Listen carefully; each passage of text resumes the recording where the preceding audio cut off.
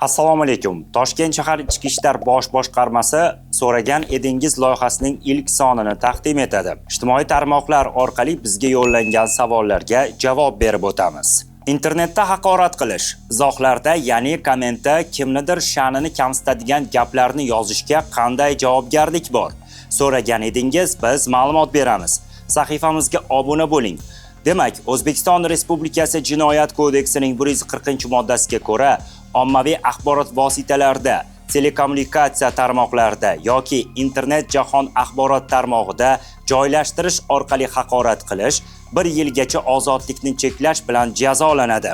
Demak, bizda ikkinchi savol: ayolni erga tegishga majbur qilish yoki uning erga tegishiga to'sqinlik qilishga qanday javobgarlik bor? So'ragan edingiz, biz javob beramiz.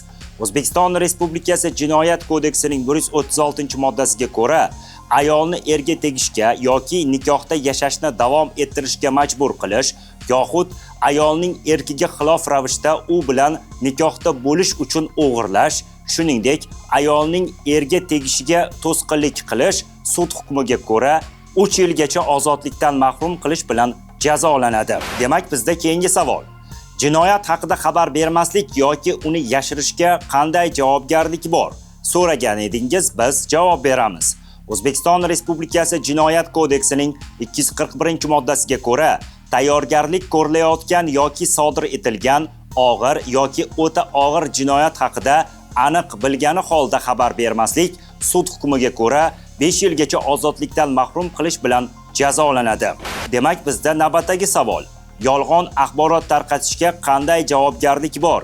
So'ragan edingiz, biz javob beramiz.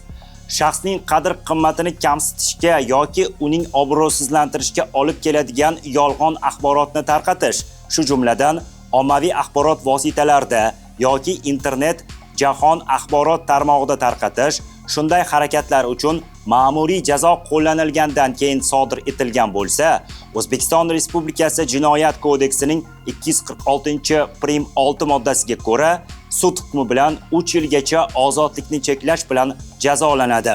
Kriptoaktivlar aylanmasi sohasidagi qonunchilikni buzishga qanday javobgarlik bor?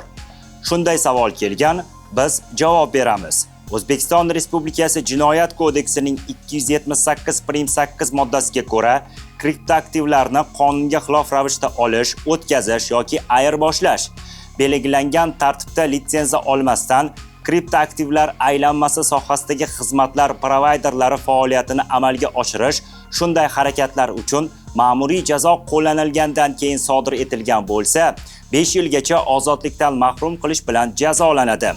Tayyorgarlik ko'rilayotgan yoki sodir etilayotgan jinoyat haqida o'z ixtiyori bilan arz qilgan va uni ochishda faol yordam bergan shaxs javobgarlikka tortilmaydi. Toshkent shahar Ichki ishlar bosh boshqarmasining so'ragan edingiz loyihasi shu bilan o'z yakuniga yetdi. Sizda savollar bo'lsa, izohlarda yozib qoldiring, biz javob beramiz.